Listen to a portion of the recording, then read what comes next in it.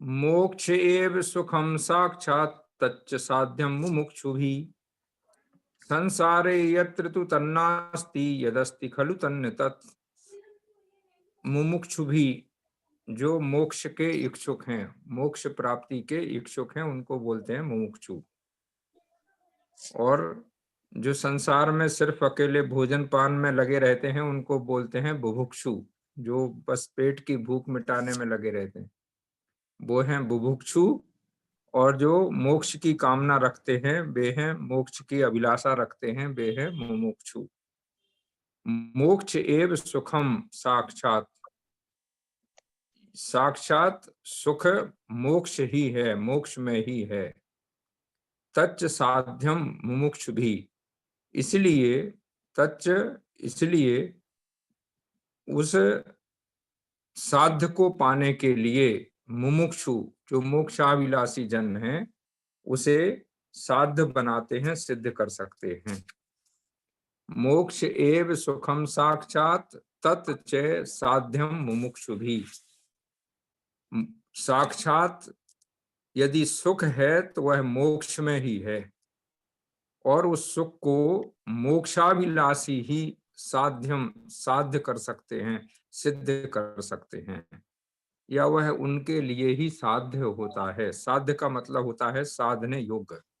एक है साध्य, एक है साधन, और एक है साधना। साध्य है हमारे लिए मोक्ष, साधन है हमारे लिए व्रत तप आदि, और उनका करना ये साधना। तो संसार में यदि कहीं साक्षात यदि सुख है तो वह मोक्ष, संसार में नहीं, साक्षात यदि सुख कहीं है तो वह मोक्ष में ही है, और उस सुख को मोक्षाभिलाषी ही सिद्ध कर सकते हैं। संसारे यत्र तु तन्नास्ति, अत्र संसारे इस संसार में, तू किंतु, तत् वह ना अस्ति नहीं है, यदस्ति खलु तन्न तत्, और खलु निश्चित रूप से, यद अस्ति जो है, तन्ना तत् वह नहीं है, माने वह सुख नहीं है। जिसमें हमें संसार में सुख नजर आता है वह संसार वास्तव में सुख नहीं है। साक्षात यदि सुख है तो मोक्ष में ही है, और उस सुख को मोक्षाभिलाषी ही सिद्ध कर सकते हैं। इस संसार में साक्षात सुख नहीं है, और जो है भी वह निश्चय से सुख नहीं है, ऐसा समझना चाहिए। इसमें कह रहे हैं बहुत से मूर्ख मनुष्य इंद्रियों से उत्पन्न सुख को ही साक्षात सुख समझते हैं, किंतु वह साक्षात सुख नहीं है, क्योंकि अनित्य है।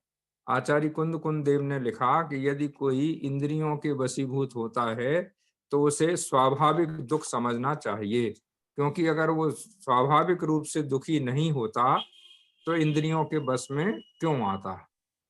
तो इस प्रकार से बताया गया है। तब परिणाम में दुख का देने वाला है, किंतु वास्तविक सुख मोक्ष में ही है। वो कहते हैं ना, छह ढाला में पढ़ते हैं, आत्म को हित है सुख सो सुख, आकुलता बिन कहिए, और आकुलता शिव माही न लाते, शिवमग लाग्यो चाहिए, क्योंकि वह नित्य है और निर्विकल्प है। उस सुख को जो मनुष्य मोक्ष के अभिलाषी हैं वे ही सिद्ध कर सकते हैं।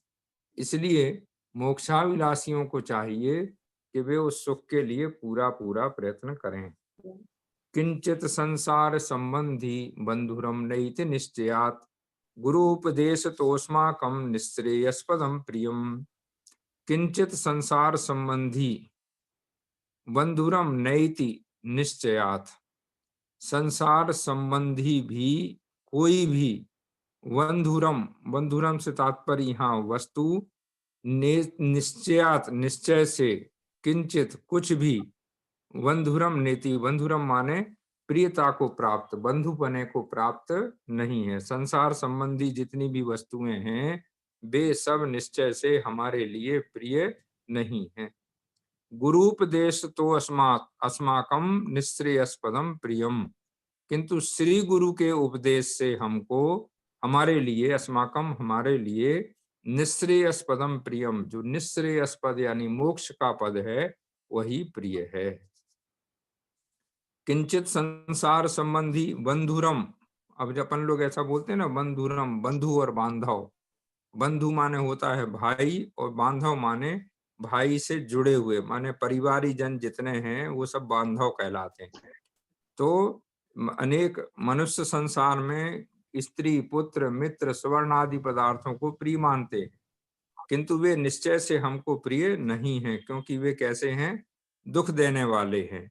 और यदि ये कोई प्रिय है तो श्री गुरु के उपदेश से जिसका स्वरूप जान गया है, ऐसा मोक्ष ही हमारे लिए प्रिय है। किंचित संसार संबंधी बंधुरम नई निश्चयात, निश्चय रूप से जो संसार संबंधी जितनी भी वस्तुएं हैं, पदार्थ हैं, बंधु बांधव हैं, परिजन हैं, प्रियजन हैं, वे हमारे लिए प्रिय नहीं हैं। गुरुपदेश तो अस्माकम निःश्रेयस्पदम प्रियम, गुरु के उपदेश से हमारे लिए तो एक निःश्रेयस्पद यानी मोक्ष पद ही प्रिय है। मोहोदय विषाक्रांतो मपि स्वर्ग सुखम चलम, का कथा पर सौख्यानामलम भव सुखे निमे।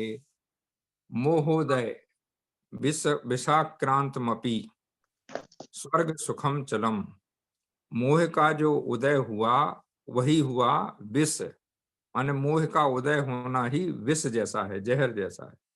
उससे व्याप्त यदि स्वर्ग सुखम, स्वर्ग सुख भी कैसा है? चलम, चलम माने चंचल है, चंचल माने नष्ट होने वाला है। स्वर्ग में बहुत अधिक भोग उपभोग के पदार्थ हैं, सुख है, लेकिन वह सब सुख भी कैसा होता है? अंत में नष्ट हो जाता है।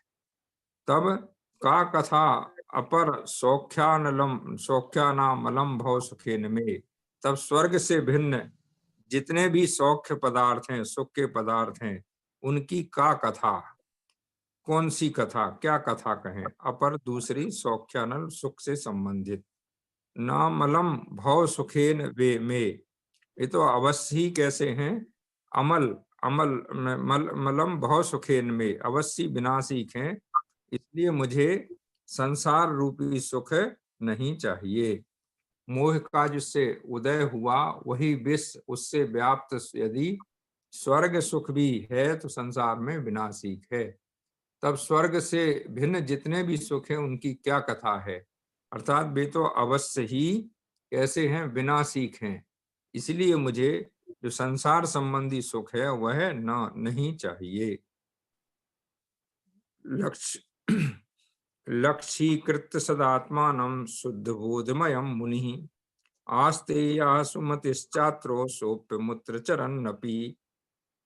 शुद्ध बोधमयम मुनि, श्रेष्ठ बुद्धि का धारक, श्रेष्ठ ज्ञान का धारक जो मुनि है, वह इस भाव में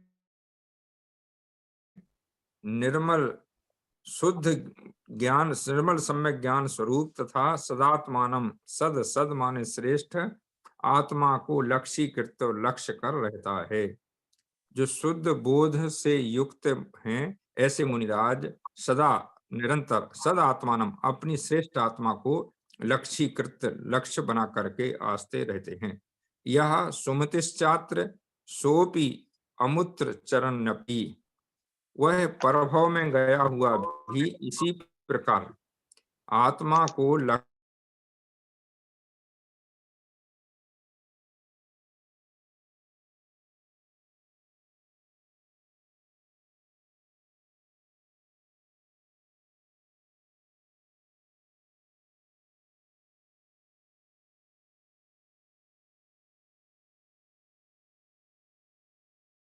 में ज्ञान स्वरूप है तथा अत्यंत श्रेष्ठ है।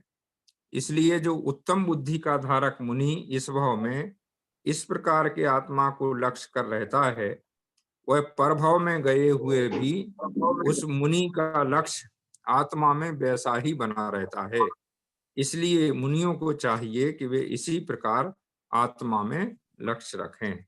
लक्ष्यीकृत सदात्मानम शुद्ध बोधमयम मुनि, जो शुद्ध बोध से युक्त मुनिराज हैं, वे अपनी आत्मा में सद आत्मानम, श्रेष्ठ आत्मा को लक्ष्यीकृत, लक्ष्य करके रहते हैं।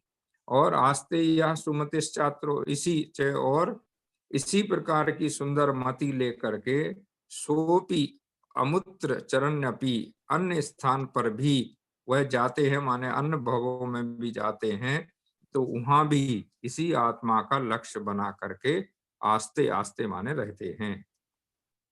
बीतराग पथे स्वस्था प्रस्थितो मुनिपुंगवः तस्य मुक्ति सुख प्राप्ते का मृत्यु हो जगत्त्रये।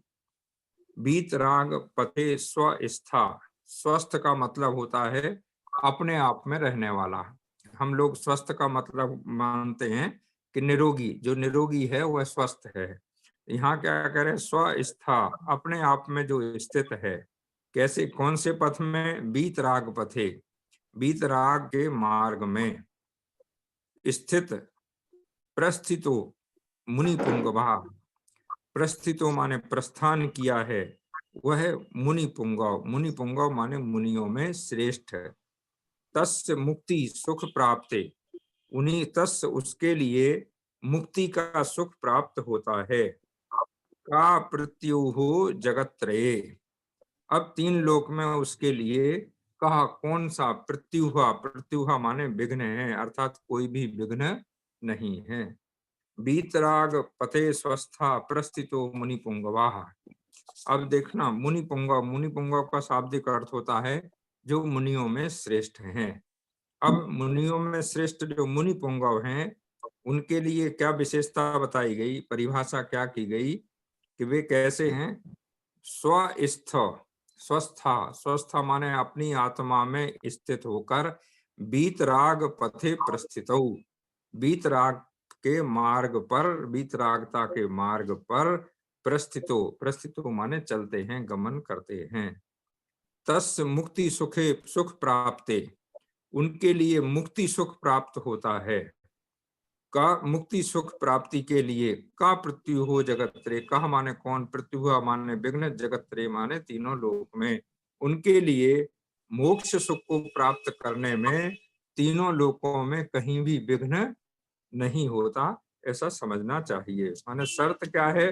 मुनि पुंगव श्रेष्ठ मुनिराज होना चाहिए, मुनियों में श्रेष्ठ होना चाहिए, स्वस्था आत्मस्थ होना चाहिए, और बीतराग पथे प्रस्थितौ, बीतरागता के मार्ग पर चलने वाला होना चाहिए। तो ऐसे मुनिराज के लिए मुक्ति सुख प्राप्त करने के लिए तीनों लोकों में कोई भी विघ्न या बाधा नहीं है। इत्येकाग्रमना नित्यम भावयन् भावना पदम मोक्ष लक्ष्मी कटाक्षाली माला पद्मश्च जायते।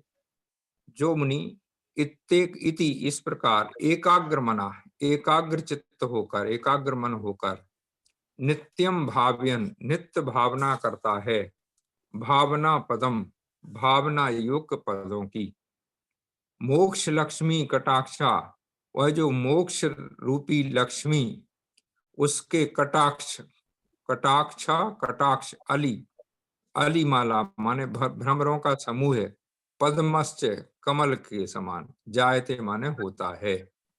जो मुनि एक चित्त होकर सदा ऐसी भावना करता रहता है, वह, अब ऊपर से संबंध लेना है इस पद्य का, इस श्लोक का, कि ऊपर क्या विशेषता बताई थी कि उसे आत्मस्थ होना चाहिए और बीतरागता के मार्ग पर चलना चाहिए। तो ये दो विशेषताएं जिसकी हैं, और ऐसा मुनि इस प्रकार एक चित्त होकर सदा ऐसी भावना करता रहता है, वह मुनि मोक्ष रूपी लक्ष्मी, उसके जो कटाक्ष, कटाक्ष माने एक विशेष प्रकार की दृष्टि, वे ही हुए अलिमाला, उसके लिए कमल के समान होता है। अलिमाला जो भ्रमरों का समूह है, वह किस प्रकार उसके लिए कमल के समान होता है। अब यहाँ कमल और अली का क्या संबंध है? जहाँ कमल होते हैं वहां भौरे उसकी सुगंध के कारण अपने आप आकर के बैठ जाते हैं। तो इसी प्रकार जो मुनि उपर्युक्त भावना को करने वाले हैं, उपर्युक्त भावना जैसे मैंने कहा, आत्मस्थ होना और बीतरागता के मार्ग पर चलना, तो उन मुनियों के ऊपर मुग्ध होकर स्वयं जो है मोक्ष रूपी लक्ष्मी अपने कटाक्ष पातों को करती है, माने दृष्टि गिराती है, दृष्टि डालती है, अर्थात वे मुनि शीघ्र ही मोक्ष को प्राप्त हो जाते हैं। इसलिए मुनियों को चाहिए कि वे सदा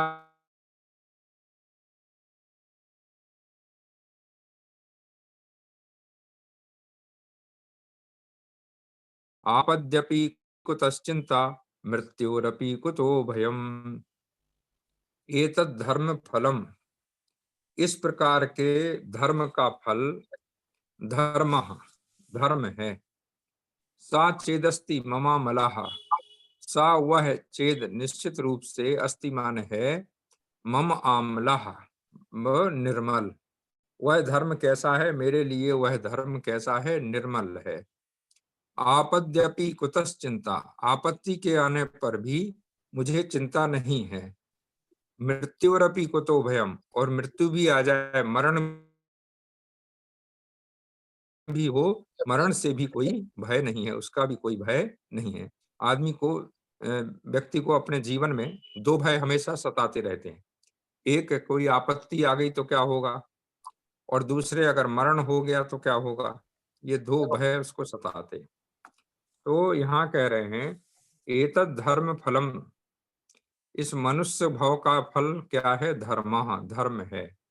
सा चेदस्ति ममामलः, और वह निर्मल धर्म, अमल, अमल माने मल से रहित, निर्मल जो धर्म है वह मम मेरे पास, अस्ति, अस्ति माने है। और फिर अब जिसके पास धर्म है, आपद्यपि कुतश्चिंता, उसके लिए आपत्ति के आने पर फिर किसकी चिंता। और मृत्युरपि कुतो भयम, और मृत्यु भी हो तो फिर किसका भय, क्योंकि पता है कि अगर मृत्यु भी होगा, मृत्यु भी होगी तो अगला जन्म कैसा होगा, अच्छा होगा। और अगर जन्म मरण से छुटकारा मिल गया तो सीधे मोक्ष की प्राप्ति हो जाएगी। लेकिन जिसके मन में धर्म नहीं है, जिसके पास धर्म की सत्ता मौजूद नहीं है, उसके लिए आपत्तियां भी आती हैं और मरण भी मुश्किल से हो पाता है। तो ये धर्म फलम धर्मः सा चेदस्ति ममामलः। बहुत अच्छा ये प्रसंग है इसमें एकत्व भावना में, कि जिस मनुष्य का भंश भाव का फल क्या है, एतद् धर्म फलम, मनुष्य भाव का फल क्या है, धर्म।